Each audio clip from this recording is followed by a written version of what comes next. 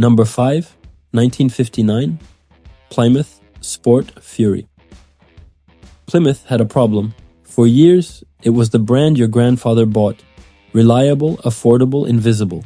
The kind of car that blended into every driveway in America and never turned a single head. Then Virgil Exner walked through the door, and everything changed. The 1959 Sport Fury sat at the top of Plymouth's lineup.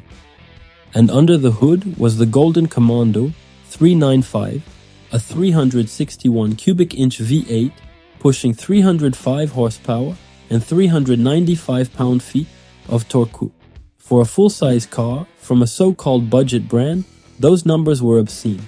But here's what made it different. While every other manufacturer was still bolting leaf springs under their cars and hoping for the best, Plymouth engineered a front torsion bar suspension system. It was borrowed from Chrysler's top-shelf technology, and it gave the Sport Fury something no other full-size American car had in 1959, the ability to actually handle. This was a car that could hit 60 in just over 9 seconds, run through the quarter mile in the mid-16s, and do it all while cornering flatter than anything from GM or Ford twice its price. The industry noticed, buyers noticed, and suddenly, Plymouth wasn't your grandfather's car anymore. It was a warning shot. Number 4. 1959 Chevrolet Impala. If Plymouth fired the warning shot, Chevrolet dropped the bomb. The 1959 Impala is one of the most recognizable cars ever made. Those massive horizontal batwing fins, that wide, predatory stance, it looked like it was doing 100 miles an hour standing still. But this wasn't just a styling exercise. Chevrolet gave the Impala something new. A big block V8 that was never supposed to exist in a passenger car. The 348 cubic inch W series engine. In its most savage configuration, the special super turbo thrust, it ran 3 Rochester 2-barrel carburetors, an 11.0 to 1 compression ratio, a special camshaft and modified piston. Output, 315 horsepower, 0 to 60 came in around 8 seconds flat. For a car this size, that was violent. But that's not even the craziest part. The 348 was originally designed as a truck engine. Chevrolet's engineers took a motor built to haul freight across the Midwest and shoved it into a 2-door hardtop coupe with chrome trim and white wall tires. And it worked. More than that, it formed the foundation for what would become the legendary 409, the engine that would later inspire an entire Beach Boys song and launch the muscle car revolution. Over 1 million people bought a Chevrolet in 1959, and a disproportionate number of them checked the box for the 348. They knew exactly what they were buying, a family car with a truck engine and a bad attitude. Number 3, 1959 Ford Thunderbird. Ford doesn't do subtle. And in 1959, it proved that in the most American way possible by dropping the biggest engine on this entire list into a personal luxury car. The second-generation Thunderbird, the Square Bird, was already a hit. Sleek, refined, elegant. It was the car for the executive who wanted presence without getting his hands dirty. But Ford offered an option that turned the Thunderbird into something else entirely. The 430 cubic inch V8, 7 full liters of displacement, 350 horsepower, and a tidal wave of torque that could rearrange your spine at the first touch of the throttle. Let that sink in. In 1959, Ford put a 7-liter engine in a car marketed to businessmen and their wives. No other car on this list had anything close to that displacement. Not the Impala, not the Pontiac, nothing. And yet, the Thunderbird never looked like it was trying too hard. It just was. Effortless speed dressed in a tailored suit, that duality, luxury and brutality sharing the same body, is what made the 59 Thunderbird dangerous. Not just on the road, but in the boardrooms of every competitor watching Ford's sales numbers climb past 67,000 units that year. When your luxury coupe can outrun a sports car, you don't need to advertise it. The road tells the story. Number 2, 1959 Pontiac Catalina. This wasn't just fast. It was a problem. For most of the 1950s, Pontiac was the brand you forgot existed. It sat in General Motors' lineup somewhere between Chevrolet and Buick. Not cheap enough to be exciting, not expensive enough to be prestigious. It was the definition of invisible. Then 1959 happened, and Pontiac didn't just change its image, It destroyed the old one. The Catalina came equipped with a 389 cubic inch V8 and Pontiac's legendary tri-power setup, 3 Rochester, 2-barrel carburetors breathing in unison. In top trim, the output hit 345 horsepower. But the number that mattered wasn't the horsepower, it was the track width. Pontiac's engineers widened the front track by 4.5 inches compared to the previous year. They called it wide track. It sounds like a marketing gimmick. It wasn't.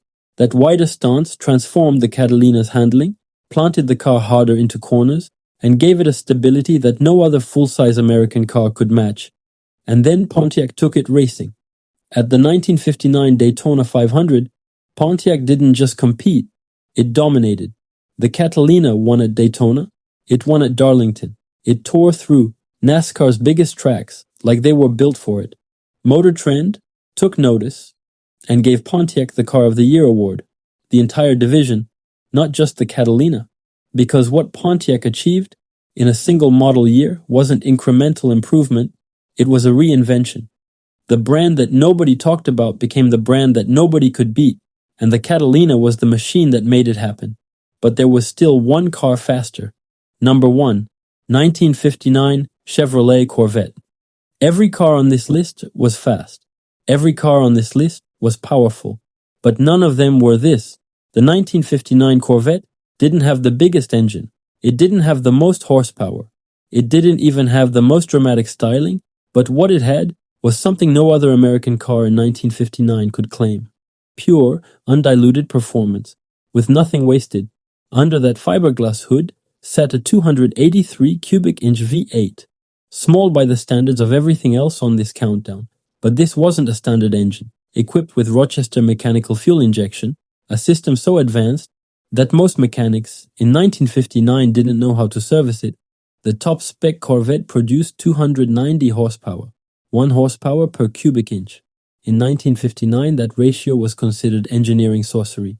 0 to 60 in 6.6 seconds. Top speed, 128 miles per hour. The quarter mile disappeared in the mid-14s. No other American car, not the Thunderbird, not the Catalina, not the Impala, came anywhere close, and the reason was weight, or rather, the lack of it. While every other car on this list tipped the scales at nearly 2 tons of steel, chrome, and excess, the Corvette was wrapped in fiberglass.